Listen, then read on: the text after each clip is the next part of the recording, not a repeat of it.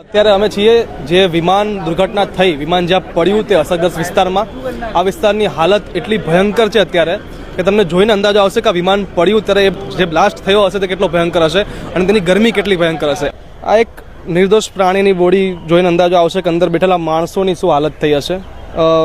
જે આ શ્વાન છે જે અવસ્થામાં હતું એ જ અવસ્થામાં આ ગરમીના કારણે ત્યાં જ ભસ્મ થઈ ગયું છે. આવી જ રીતે અંદર રહેલા પેસેન્જરો અને આજુબાજુમાં અસરગ્રસ્ત જે લોકોના મૃત્યુ થયા છે તેમની પણ ડેડ બોડીની હાલત કંઈક આવી થયેલી છે. જોઈને આંખો ભીજાઈ જાય તેવા દ્રશ્યો છે. ઠેર ઠેર વિમાનનો કાટમાળ છે. આ કાટમાળ જોઈને જ અંદાજો આવી જાય કે અંદર બેઠેલા માણસોનું શું અવસ્થા હશે.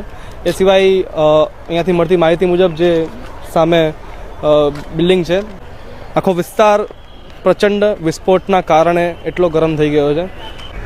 આસપાસના બાંધકામો તમે જોઈ શકો છો તેની હાલત કેટલી ખરાબ રીતે ત્યાં બાંધકામો બળી ગયા છે અને આજુબાજુની જમીન સમગ્ર તમે જોઈ શકો છો કેવી થઈ ગઈ છે.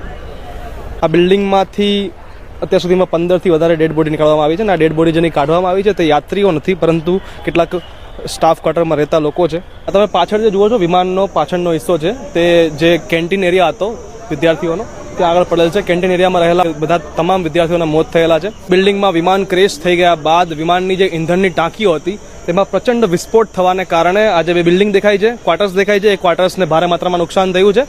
આ સિવાય કેટલાક પ્રત્યદર્શીઓનું કહેવું છે કે વિમાનના જે વિંગ્સ છે એ પડવાને કારણે રસ્તા પર સવાર વાહન ચાલકોને પણ ઈજા પહોંચી છે અને કેટલાકના મૃત્યુ પણ થયા છે. એટલે વિમાનમાં સવાર યાત્રીઓ સિવાય પણ અન્ય મૃત્યુ થયા હોવાને કારણે મૃત્યુઆંક વધવાની પૂરેપૂરી સંભાવના છે.